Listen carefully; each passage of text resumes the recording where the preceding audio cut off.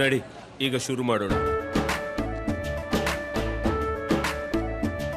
ಕೇಸರಿಯಿಂದ ಮನೋಲ್ಲಾಸ ಮನಸ್ಸು ಮತ್ತೇರಿ ಕುಣಿದಾಡಿದೆ ನೋಡು, ಮನಸ್ಸು ಮತ್ತೇರಿ ಕುಣಿದಾಡಿದೆ ನೋಡು.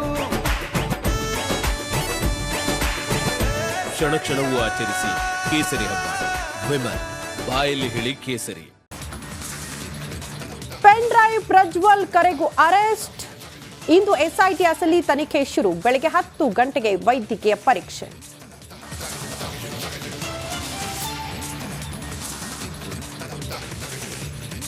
ಎರಡು ಆಯಾಮಗಳಲ್ಲಿ ಪ್ರಜ್ವಲ್ ವಿಚಾರಣೆ. ಸಂಸದನ ಬಳಿ ಇದ್ದ ಮೊಬೈಲ್ ವಶಕ್ಕೆ. ವಿದೇಶದಲ್ಲಿ ಸಾಕ್ಷ್ಯ ನಾಶ ಮಾಡಿರುವ ಸಾಧ್ಯತೆ.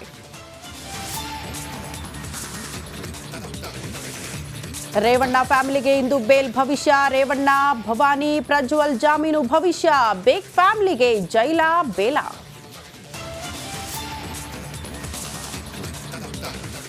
ವಾಲ್ಮೀಕಿ ನಿಗಮದಲ್ಲಿ ಕೋಟಿ ಕೋಟಿ ಅವ್ಯವಹಾರ. ನಾಗೇಂದ್ರ ರಾಜೀನಾಮೆಗೆ ಹೆಚ್ಚಿದ ಒತ್ತಡ. ತೀವ್ರ ಹೋರಾಟಕ್ಕೆ ಸಜ್ಜಾದ ವಿಪಕ್ಷಗಳು.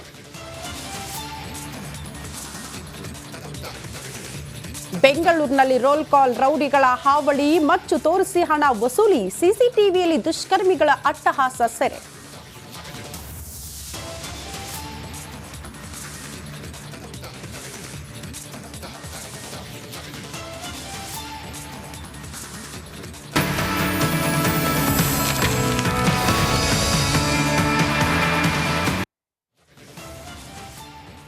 ಪ್ರಜ್ವಲ್ ರೇವಣ್ಣ ಪೆನ್ ಡ್ರೈವ್ ಪ್ರಕರಣಕ್ಕೆ ಸಂಬಂಧಪಟ್ಟಂತೆ ಇಂಚಿಂಚು ಮಾಹಿತಿಯನ್ನ, ಕ್ಷಣ ಕ್ಷಣದ ಮಾಹಿತಿಯನ್ನ ನಿಮ್ಮ ತನಕ ತಲುಪಿಸುವ ಕೆಲಸವನ್ನ ನಿಮ್ಮ ರಿಪಬ್ಲಿಕಾಣದ ಅತಿ ದೊಡ್ಡ ತಂಡ ಮಾಡ್ತಾ ಇದೆ. ಈಗ ಸಿಐಡಿ ಕಚೇರಿಯಿಂದ 3 ಪ್ರತಿನಿಧಿಗಳು ಕೂಡ ನೇರ ಸಂಪರ್ಕದಲ್ಲಿ ಜಾಯಿನ್ ಆಗ್ತಿದ್ದಾರೆ. ಒಂದು ಕಡೆ ನನ್ನ ಸಹೋದ್ಯೋಗಿ ನಾಗೇಂದ್ರ ಬಾಬು, ನಾಗರಾಜ್ ಇದ್ದಾರೆ, ಸುನಿಲ್ ಧರ್ಮಸ್ಥಳ ಕೂಡ ಜಾಯಿನ್ ಆಗ್ತಿದ್ದಾರೆ. ಪ್ರತಿ ಕ್ಷಣದ ಮಾಹಿತಿಯನ್ನ ನಿಮ್ಮ ಮುಂದೆ ಇಡ್ತಾ ಹೋಗ್ತಾರೆ. ಮೂವರಿಗೂ ಕೂಡ ಗುಡ್ ಮಾರ್ನಿಂಗ್.